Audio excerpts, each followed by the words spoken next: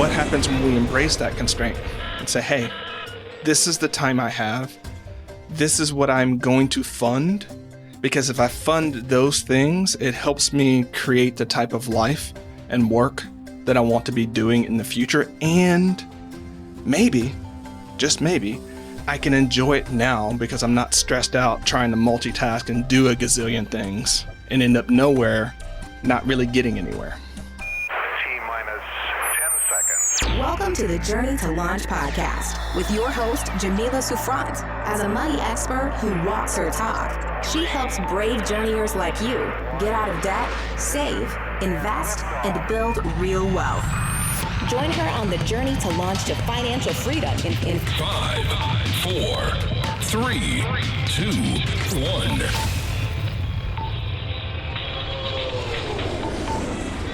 If you want the episode show notes for this episode, go to journeytolaunch.com or click the description of wherever you're listening to this episode. In the show notes, you'll get the transcribed version of the conversation, the links that we mentioned, and so much more. Also, whether you are an OG journeyer or brand new to the podcast, I've created a free jumpstart guide to help you on your financial freedom journey. It includes the top episodes to listen to, stages to go through to reach financial freedom, resources, and so much more. You can go to journeytolaunch.com/jumpstart to get your guide right now. Okay, let's hop into the episode. Hey, journeyers. So welcome to this important episode of the Journey to Launch podcast. It's important because we're going to be talking about a resource and managing a resource that is actually, I believe, more valuable than money, and that's time. And to help us do that, we have special guest Charlie Gilkey, who created a productivity method that helps others do more than just check off their to-do list and help them finish what matters most. With this method at its core, Charlie built one of the top websites around planning and productivity, productiveflourishing.com. He's written several books, including an award-winning book, Starting Finishing, How to Go From Idea to Done. And he's on the podcast today to share what I know will be insightful tips, topics, and insights on how we make the most of our time. So welcome to the podcast, Charlie. Thanks so much for having me, Jamila. All right, Charlie. So I'm assuming you agree because you've dedicated so far your life's work to this, but is time our most valuable resource, and how can we get the most of it? Yes and no, actually. Attention is actually far more valuable than time.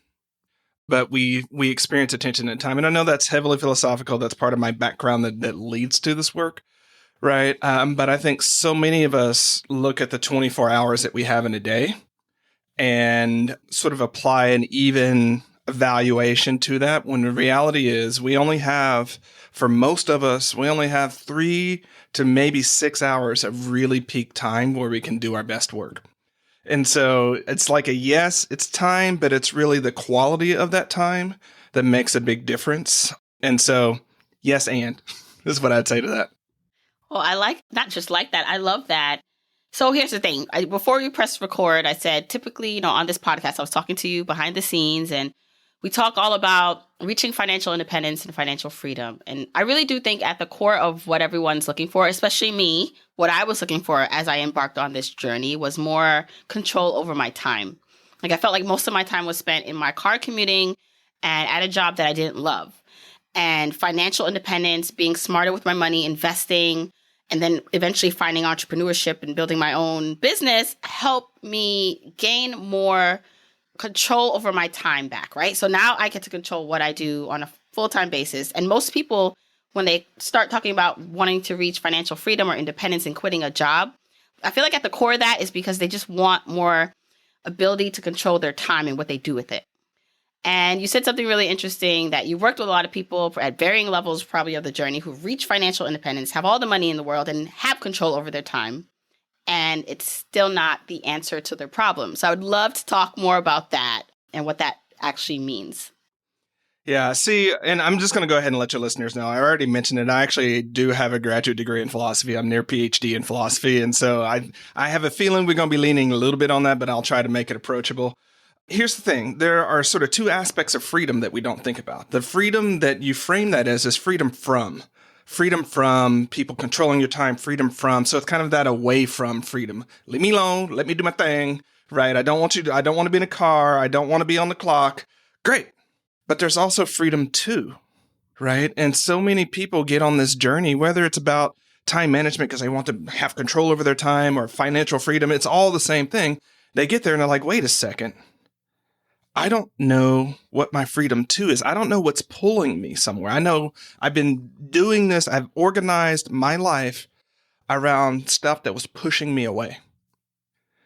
But now that I don't have that, I can't actually answer what's pulling me towards something.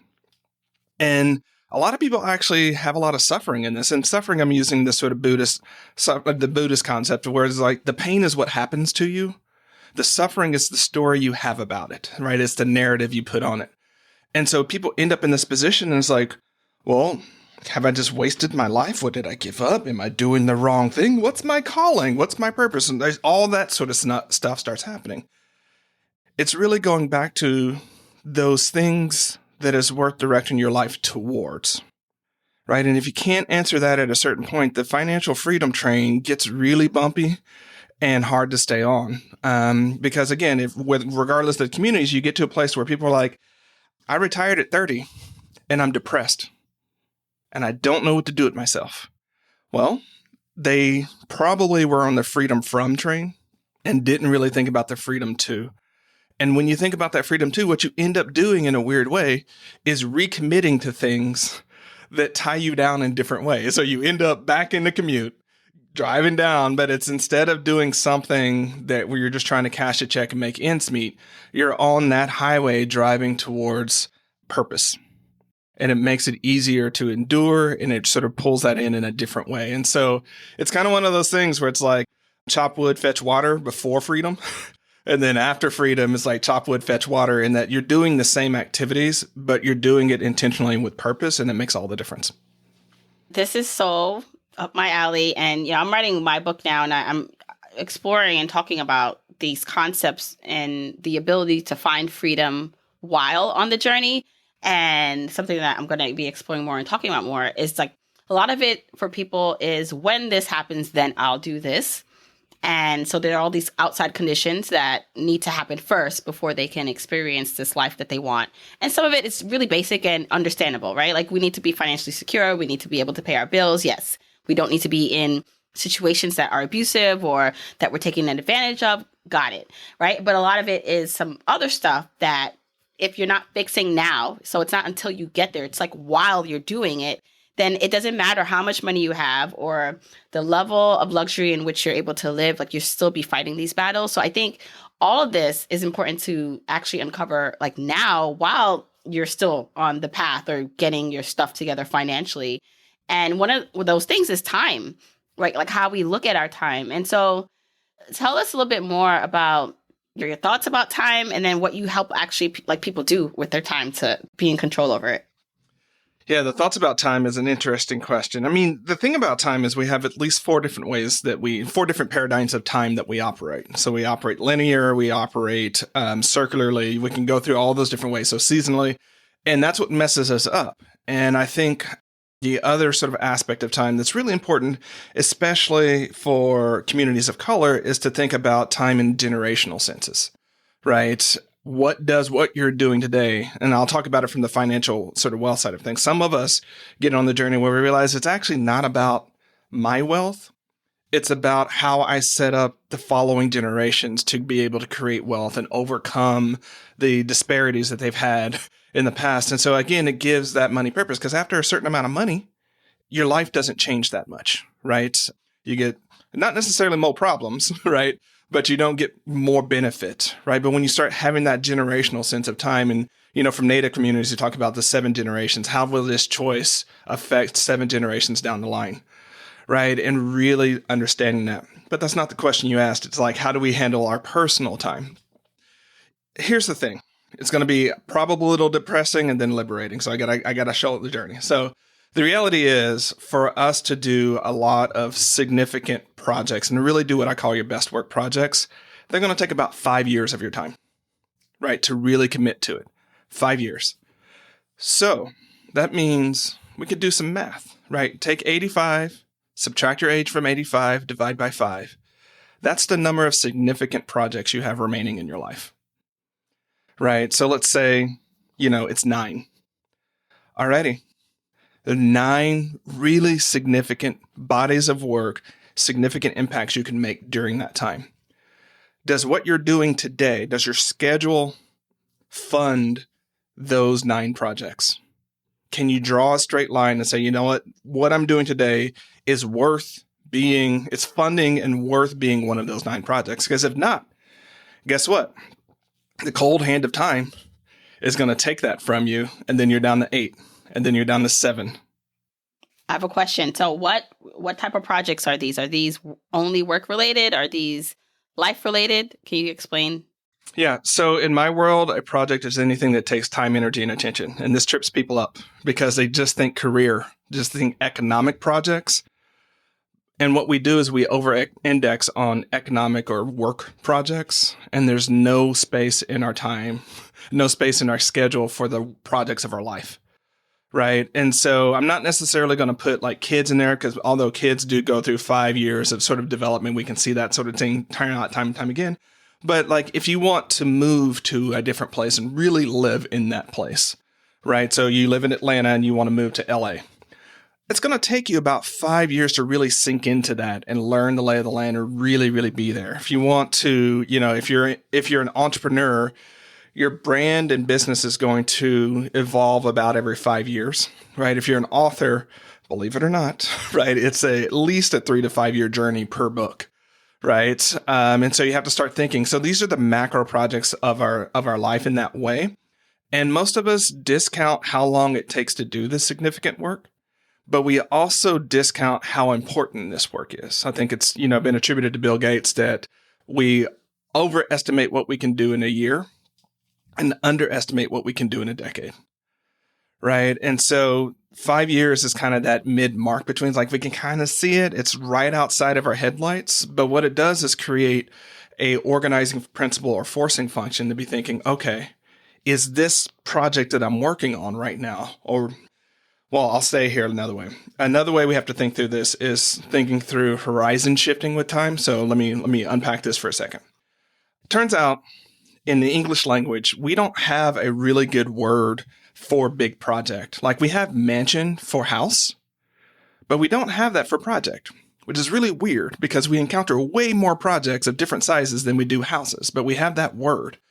Typically, in a culture where you don't have a word, you don't have understanding.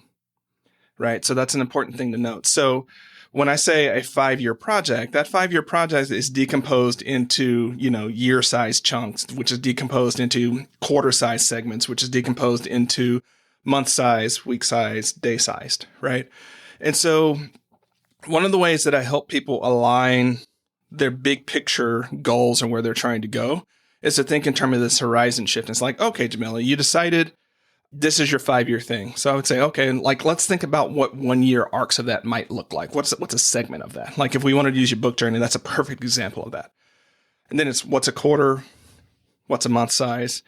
So that allows me to use what we call the 5 projects rule around PF. And the 5 project rule, the long and nerdy way of saying it is no more than 5 active projects per time perspective. No more than, people skip over that piece, 5 active projects per time perspective. So what that might look like is I might say, hey, Jamila, what are your month-sized projects for this month? Right? And you might be like, oh, well, I got all these other projects. And then we might decide, oh, actually, all of these projects actually are sub-pieces of this 1 month-sized project. But if you're like, oh, I've got 17 month-sized projects, hate to be the bearer of bad news, you're not going to get those done. Right? Most people, even people in their productivity bag, top out at about 5 projects, right? That's why it's the 5 projects rule. But we have to remember that's our life projects too. And that's what trips us up, right? So we're recording this in early October. We know next month we have Thanksgiving for the United States. What so many people in our society, especially women who the burden of holidays falls on, they forget that Thanksgiving week is actually 1 or 2 projects in and of itself. But what do? They stack all their work projects on top of that. And then they're scrambling and they don't do well at work.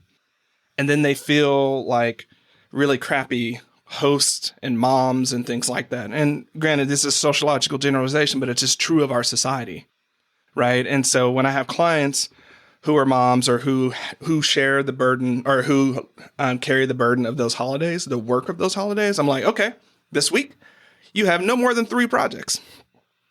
And they'll fight with me about it, but I'm like, your mom's coming. You're cooking Thanksgiving dinner. You got the shopping thing going on. Is it real that you're going to have a full deck of projects outside of that?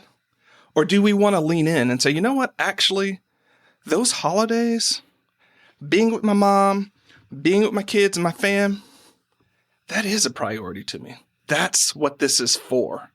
And I'd rather commit to that and do it the way that I can do it in integrity and do it well than to half-ass all sorts of things and be at the end of the week exhausted, worn out, wishing I had done something different. So many great points in there. And, I got to say, I definitely feel I'm one of those people I over-index or over... What happens in my life is that I don't really think I'm doing that much. And then when I really look at the weight of everything that I have going on, I'm like, and when something doesn't get done, I think that's when I realize, like, why didn't this get done? You did have 3 hours today, right? But then when I really look at those 3 hours, yes, some of it was just wasting time. But a lot of it is there was no way you were going to be able to get time to write and do this and do this and do this. So what are some ways? Because what I'm thinking now is, for me, I do have more control over my time, but not really. Like right now, my daughter, I had to go pick her up. I had 2 interviews today. You were one of them. I did not wake up early enough to do any writing. I want to go for a run later. And then so basically my day, it's like, it feels like, wow, you have a whole day. You have all these things you want to do, but you have not even done the most important thing on your list, which is to write. And you may not even get to it if you prioritize running and having to pick your daughter up and do all this stuff. So then how do people who don't even have as much, I don't want to say time as me, but flexibility or control, who have a full-time job and all the other things they want to do, how do we even begin? So people like me and people who actually have full-time jobs and are still trying to do all that stuff, how do we even begin to prioritize everything that's going on in our lives to get the most important things done? All right, Jamila, I'm going to ask it, and you say, Charlie, I don't want to go there, and we'll take it a different direction. But when you were given that narrative, I was like, so why is writing more important than running to you? Because I have a deadline. I need to submit this to my publisher, supposedly, at the beginning of the year, next year. Okay.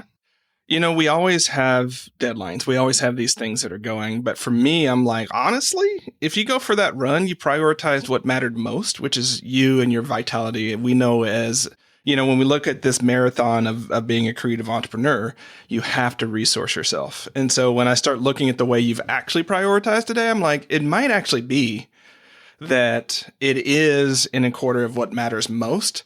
And writing didn't meet the deck today. Okay. Would I rather you make a different choice about your daughter or you? Nope. Right. And, I would rather you not flake on me. Right. That's a thing. Right. But I think what we do, and this is especially important for women in our society, I have to come back to that. Centering yourself, your needs, your desires, what brings you joy, what makes you happy, what brings you pleasure. It's really going against the script of our society. And so, unfortunately, and I've seen this, I've been doing this long enough to know that women and women entrepreneurs and women leaders, it's always like, well, there's this other centered stuff that I need to do that's more important. So I'm going to go do that. But then when you look at what they're doing, I'm like, actually, I think it's bomb that you focused on those things because that is what creates the outsized effect. So we have to center ourselves. And I know that can seem really selfish because of the scripts of our society. But look at how many people are burnt out, broke, and broken because they didn't center themselves, because they weren't a factor in this equation. Right. And so, yeah, I absolutely get it. And I'm going to be the bearer of bad news, I guess. Right. You can't do everything you want to do at the same time. And so if I get to make one of those motivational posters, you can be anything, right? True, we can be anything, but you can't be everything at all times for everyone.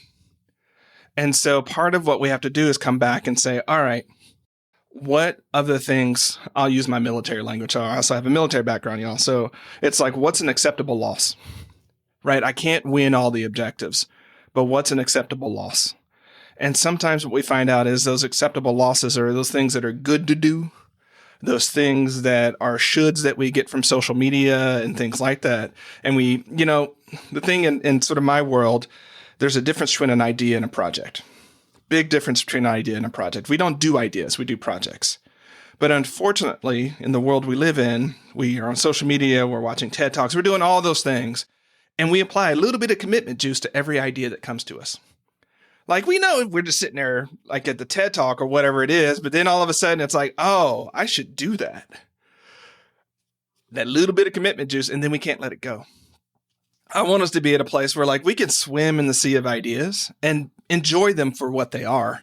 But just because it's a good idea doesn't mean it's a good idea for you now or ever. Right? And so how do we balance this? One of it is just getting real about what's an acceptable loss and honoring your own priorities. I talk about in Start Finishing, I'll talk about the air sandwich. I have to unpack this a little bit. So the air sandwich. So imagine the top slice of bread are your big goals, your dreams, the vision you see for your life. And the bottom slice of bread is your day-to-day reality. For many people, there's a lot of air between those two things, right? There's a whole lot of air.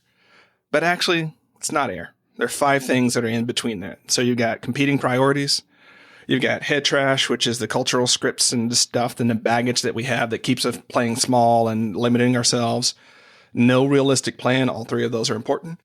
Too few resources and poor team alignment, right? And by team, I don't necessarily just mean your work team. I mean the people in your life that are aligned with what you're trying to go and their partners. So we have to start looking at when you get to that place where you have way too much going on, which is most of us, and you're overloaded, which is most of us, you have to start thinking, okay, what's going on? Is it competing priorities? I'm trying to do this and I'm trying to do that, and I've committed to doing both at a certain level that I can't do, so I got to work that out. Is it head trash? Like, I have a book to do. Here's the frustrating thing for every author, everyone that's on this author journey. Jamila, you know what I'm talking about. When you look at the math of how many words it takes and how long it takes you to write and things, and you do sort of a spreadsheet operation on it, it's like, oh, that's totally doable. When you sit down and write, it's like, I'm not a writer. Does this make anybody sense? Am I on crack? Like, what happened here, right? And your head trash starts to get in the way and makes everything harder. And so I think that we have to start unpacking that. So, Jamila, I know I've said a lot in there, and I don't know that I specifically answered the question, but I think the reason I don't want to specifically answer the questions, because I think too many of us have fallen victim to the 7-step formula to rock your life, without realizing that was somebody else's formula that may not fit our life and may not put our actual priorities on deck. So we follow that formula and then want to get off. Yeah. And, that's one of the other things I wanted to talk about, like not trying to get everything done. I don't want to be good at everything. And I don't, so I cannot be all the things, and being okay with letting that stuff go. And I think you answered in a way in which being real, like with everything that's on your plate as a person, as you listening right now, and really thinking like, so just because I'm hearing maybe someone else, because what we do often is we see other people maybe flourishing in a segment or section of life that we want to also. And we don't understand or know the kind of team they have and or what they're letting go in the back end that we do not see. Right. And so like there's like, and I feel like I've done this more often this year with writing the book and, kind of like easing the brake or easing the gas pedal on a lot of other things in my life.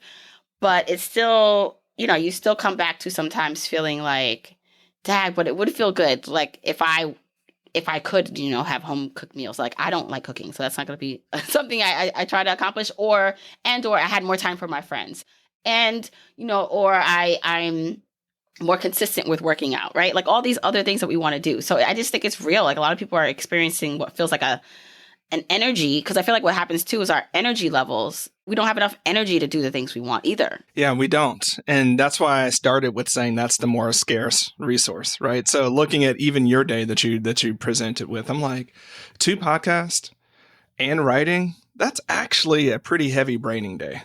You got to mess with fools like me, and then you got to mess with fools like you in the writing. That's work, right?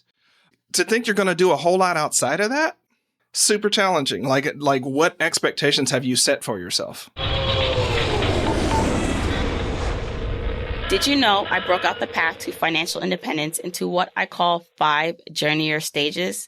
That's right. There are 5 stages that you have to travel through to reach complete financial independence. When you know your stage, you know what to focus on and how to move on to the next stage. I created a free 1-minute quiz to help you determine what stage you're in. After you take the quick quiz, you'll know where you are on your financial independence journey, the main thing you should focus on. Plus, you'll get a curated list of 10 Journey to Launch podcast episodes to listen to that will help you for your specific stage. Go to journeytolaunch.com/mystage right now to take the free quiz. That's journeytolaunch.com/mystage. The other thing that happened, so let's say we talk about distraction, and it's you also were in the military, and I feel like what happens when I drop my kids off. So I also am the one who primarily, like, I'm taking them to school in the mornings, and in my head, right before my day begins, I'm like, if you were able to really just drop them off, do this, do all these things, you could probably get some time back. But what happens is I find myself after the battle of getting them out the door, like I literally need like 20 minutes or even 30 to just sit. And sometimes it's scrolling. Sometimes I'm like, I don't know how much time has just passed that I have not even done anything. And I know what it is. I feel like it's like it's almost post-traumatic every morning of going through this routine with them. And so I give myself grace, but sometimes it's like hard because I'm just like, but this is time that you could be using to do something else. But my body physically and emotionally cannot. Like I'm just spent after sometimes dealing with them in the morning. Yeah. So, I talk about 4 different blocks of time to sort of put on your schedule and use it for time blocking. And so time blocking is just basically the idea that you actually look at your schedule and you put blocks of time that you're going to do certain types of activities.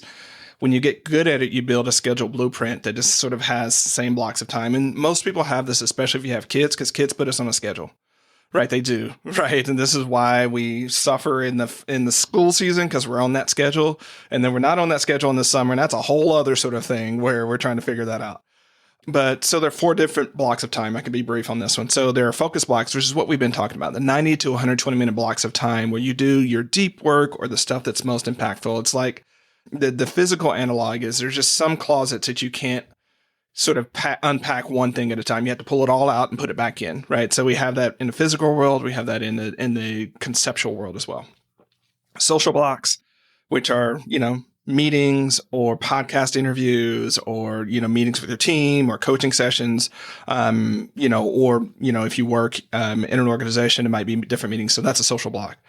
You have admin blocks, which I didn't give time for the social one. So I typically encourage people to bank on 90 minutes to 2 hours. And people are like, but Charlie, most meetings are an hour long. But I'm like, but think about the admin that happens before, like the wind up before and the wind up after. And if you look at people and they're scheduled back to back all week, what happens is Friday, they're overwhelmed because all of the do outs and all of the admin still is undone. They have no resources to do it, and they know they're going to start the next week and be on that meeting train again.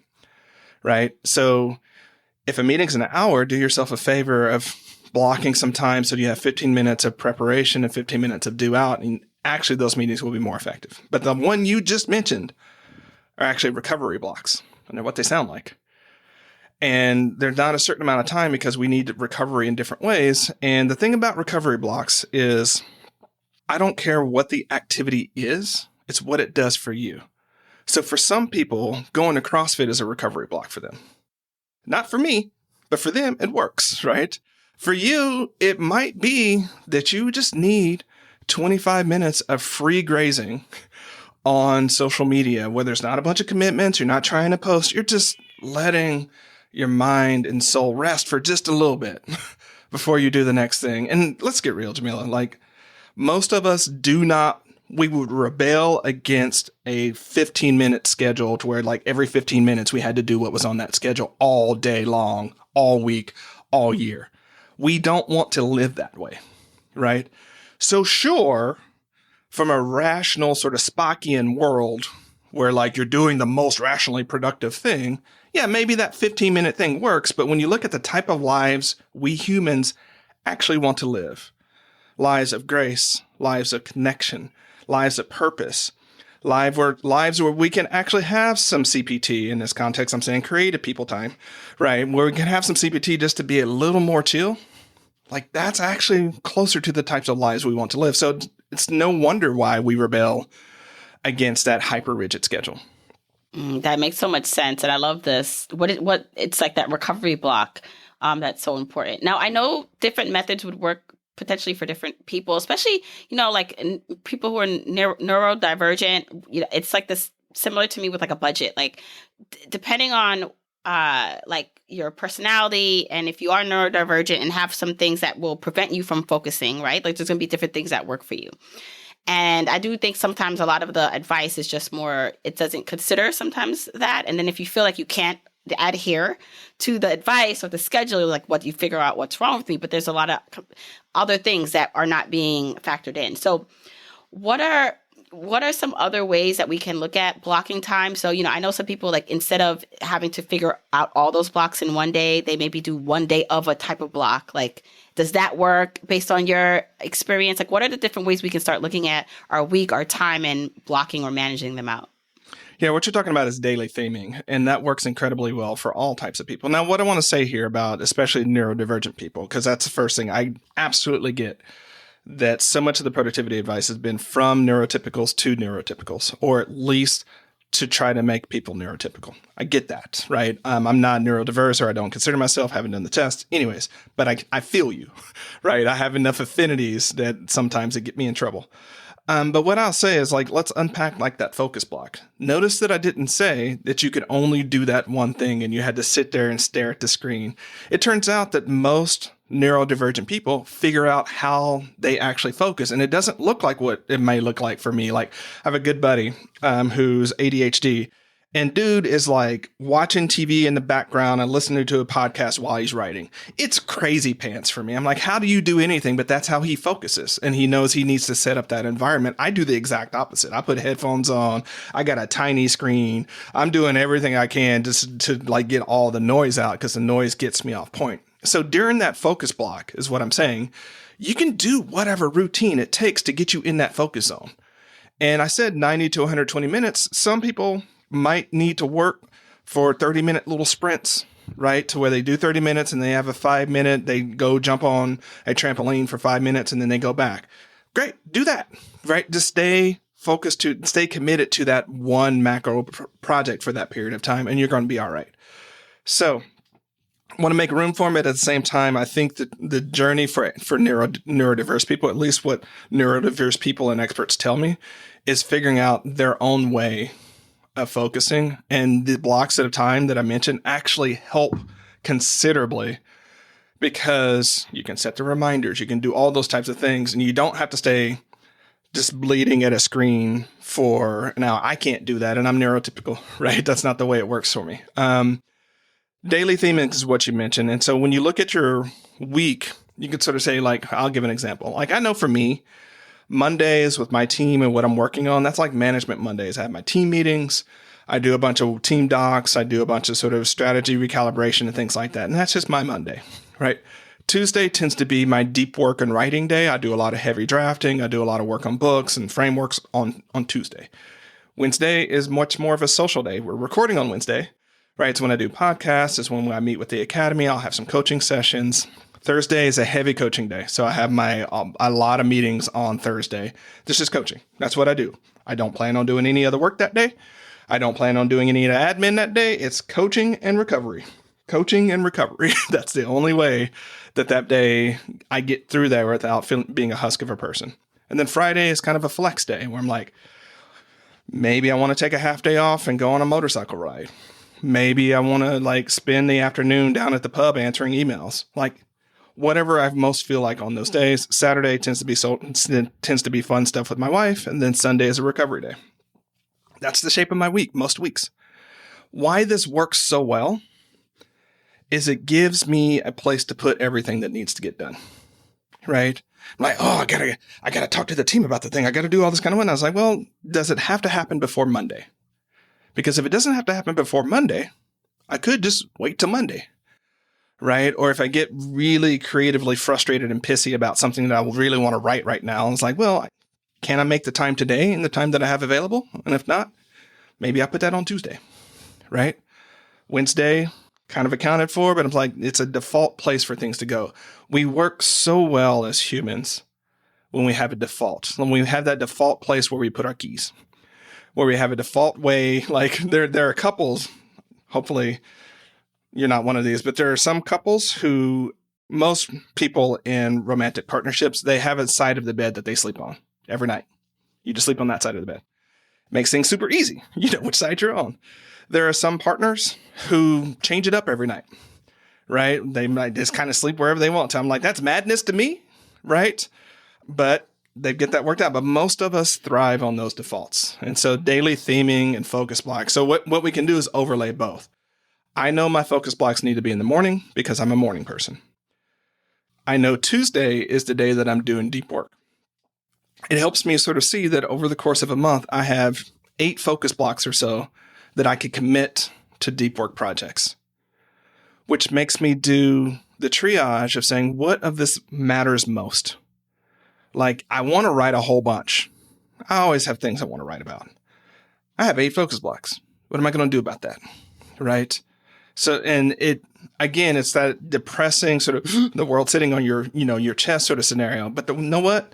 The world's already sitting on your chest, right? You just may not be aware of it until the end of the week and you're mad about it. What happens when we embrace that constraint and say, hey, this is the time I have. This is what I'm going to fund.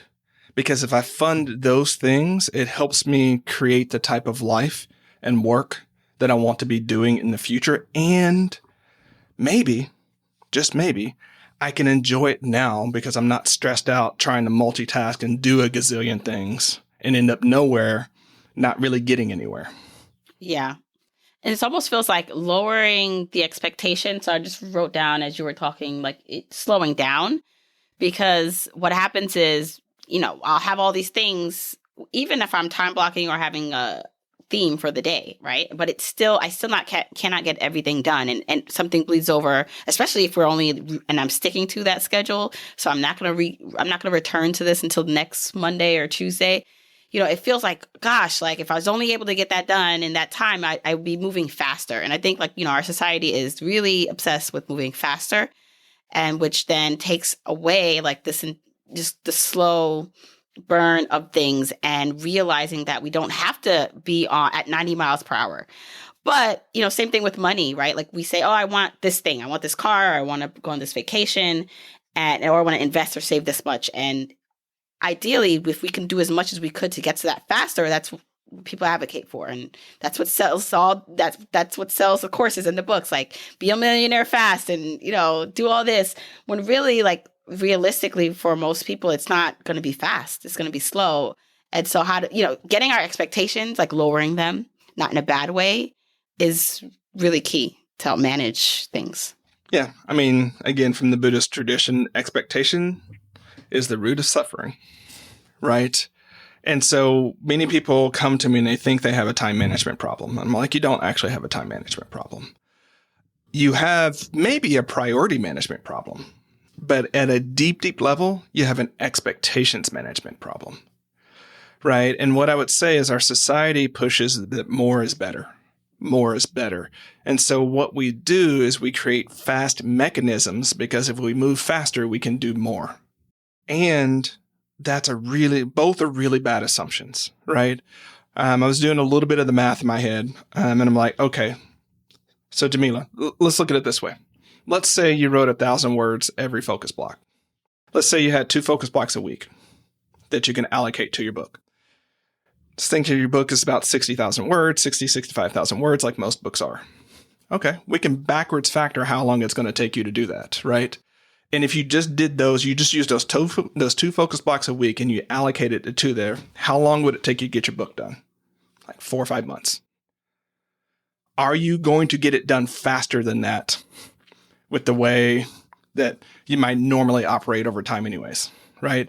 And so it's like, yeah, this is how there are some of us some folks, I'm not one of those that writes that many books a year, but people are like, how are they cranking book after year after year? It's like, well, you put 3 to 4 focus blocks to it a week and you do that consistently.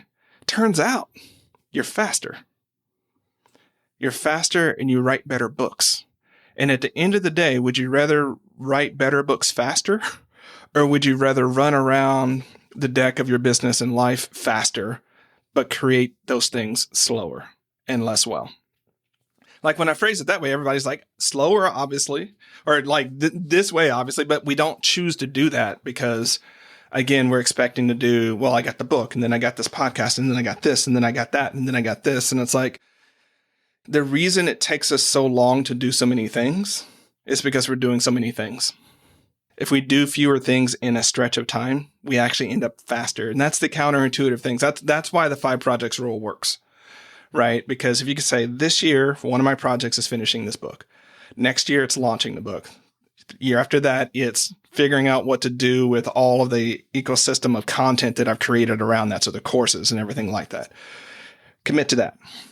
Commit to the podcast, right? And if you just focus on those fewer things, you're actually able to focus, to get more momentum faster, precisely because you're putting more shoulders behind fewer rocks. So that's where I want to push back because people are like, I want to move faster. And I'm like, I think what you're confusing is motion and progress. So many of us are on the motion sort of thing where that rocking chair that's moving fast, but ain't getting nowhere. I want us to focus on what it takes to fuel progress and do that.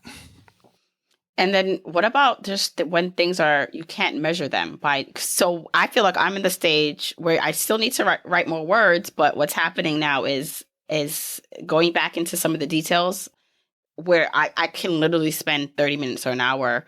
I don't think I'm taking it as being too detail oriented and wasting time. It's really getting an idea or a concept and like taking my time like with this section of the book, right? So it's not about the words, but it's about like the quality of the type of words and what I want the reader to experience on the page. And so sometimes I feel like time, while we have to adhere to it, like doesn't always move to me in this like seconds, like it doesn't always feel the same.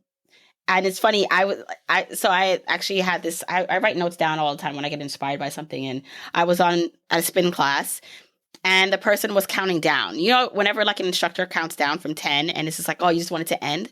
But they weren't counting in equal seconds. Like they were literally like, they would speed up, like they'd be like 10, 9, 8, and then like slow down. But it was still 10 seconds.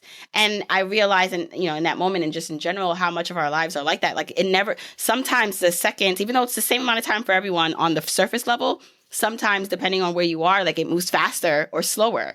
And understanding where you are is really important, or what's happening in the moment is really important, because you may be at a slower time or in your life where it doesn't feel like much is happening, but a lot is happening. And I hope that made sense, but I'm experiencing time that way sometimes, where it's like quantum, it's not linear, it's just happening.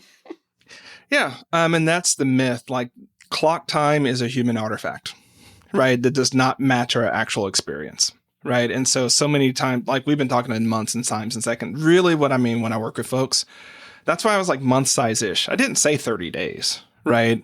It could be 20 days. It could be 36. It doesn't matter that much, actually, it turns out, right? Because we have to factor in human time.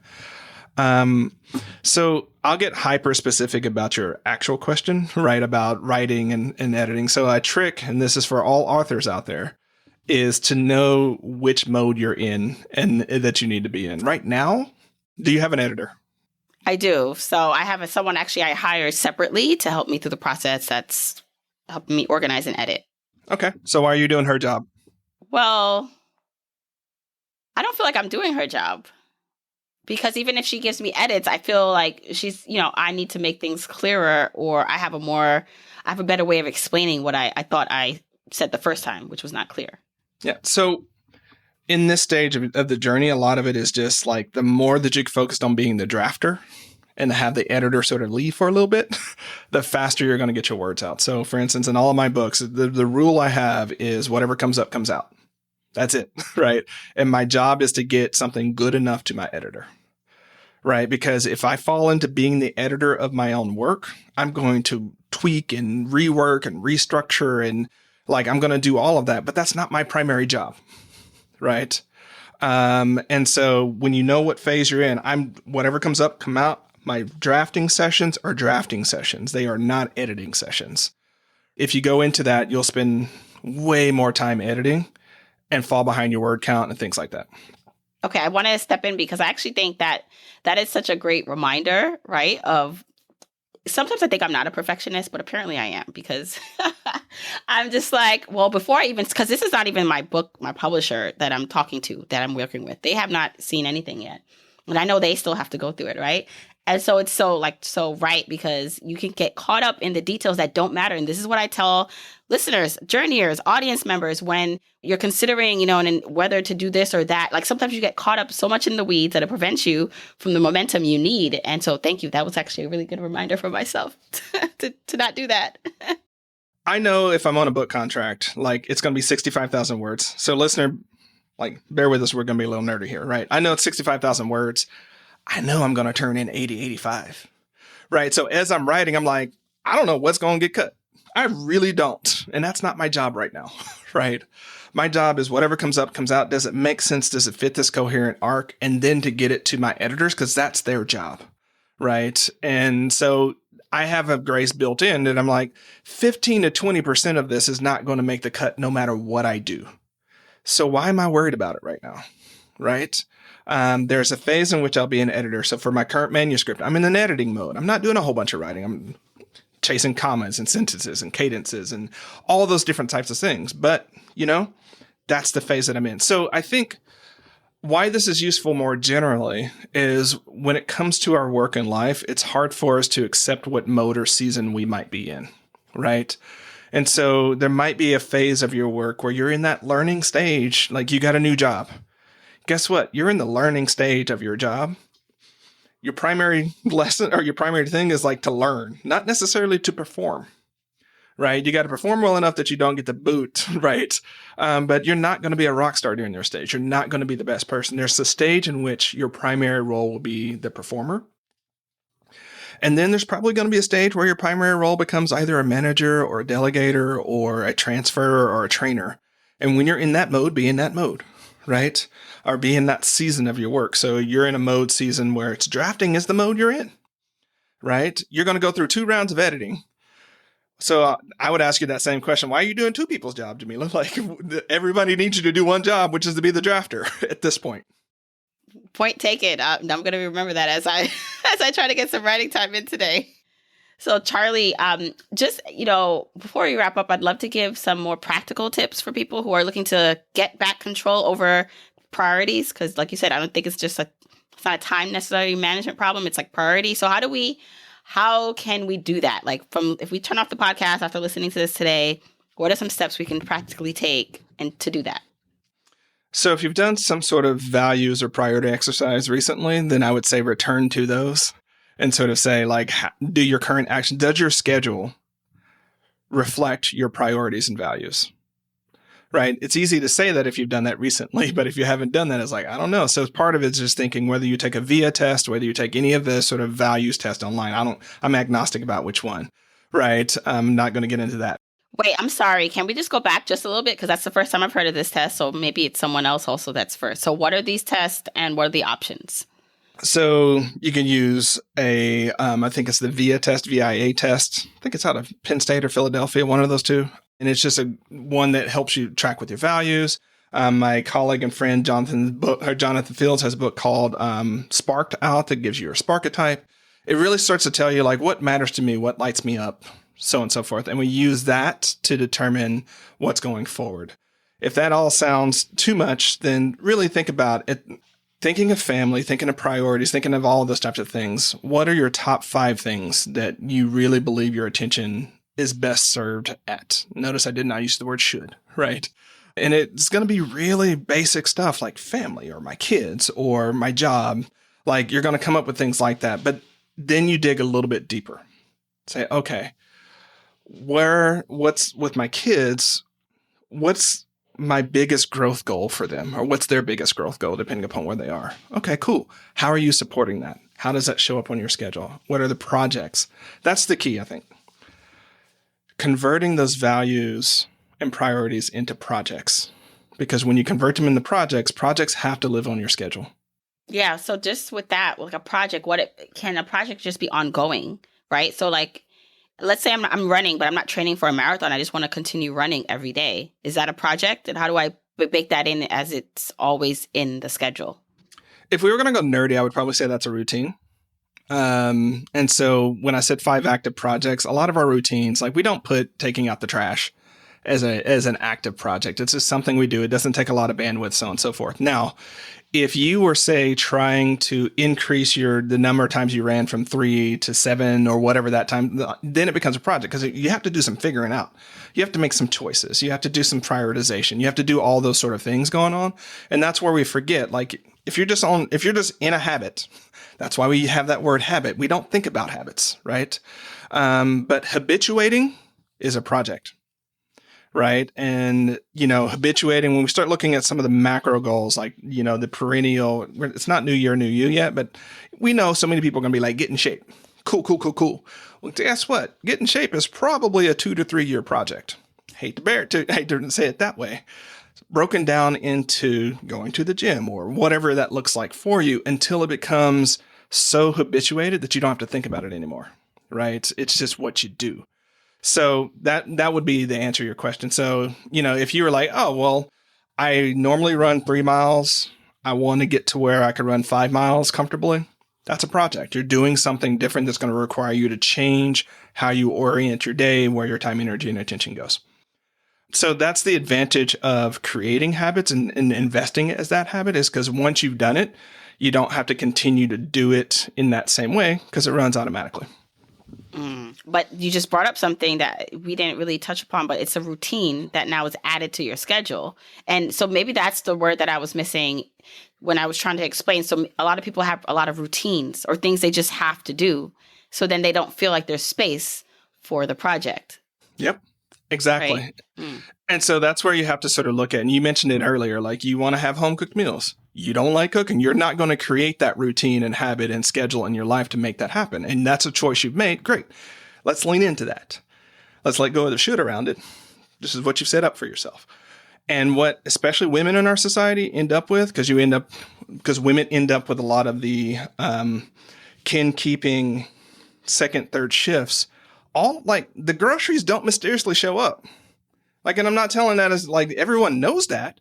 But when you look at your week, where does that 2 hours of going to the grocery store come in? Where does, all of the calls you make for your appointments for your kids and partners, that stuff takes time. And it turns out, if we look at your schedule, it's not you're not being productive. I hate that. I hate it. It's you are investing your time in things that matter most to you. It turns out family and kids and your partner matter. And that's where you've chosen to spend your time. Now, if you're feeling the resentment of that, maybe that's some negotiations that you have with your partner and your kids and things like that. But what's driving your schedule is that priority. What would happen? Just imagine what would happen if we said, you know what? Actually, not only is that good enough, being a great partner and mom, not only is that good enough, that's actually thriving. What space in your psyche and heart might that open up for you not to think that you have to do all the other things too? Right? I know I'm going to get in trouble with some folks because I feel like, I'm on an earlier stage of feminism and things like that. But I think we really need to come down and say, you know what? Like my dad passed earlier this year. And there was a period of time to where being involved in that, supporting my family and my journey, that's what thriving meant at the time. That's what being a full human meant at that time.